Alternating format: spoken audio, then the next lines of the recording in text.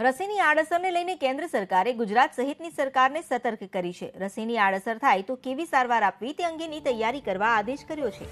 કોરોનાની રસીની આડઅસર થશે તો વેક્સિન સેન્ટર પર વ્યક્તિને ત્વરિત સારવાર આપવાની વ્યવસ્થા ગોઠવવામાં આવશે।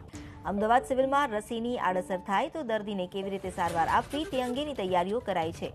રસી આપ્યા બાદ તાવ આવે, માથું દુખે, શરીર પર લાલાશ થાય, ચકમા થાય, આવી આડઅસર થાય તો દર્દીને ત્વરિત જ વેક્સિન સેન્ટર પર સારવાર આપવામાં આવશે। તબીબોના મતે એક વખત કોરોના થયો હોય તેને વેક્સિનની જરૂર નથી। રાહતની વાત એ છે કે અમદાવાદમાં અત્યારે રસીનું ટ્રાયલ ચાલી રહ્યું છે, જેમાં હજુ સુધી કોઈને આડઅસર નથી થઈ।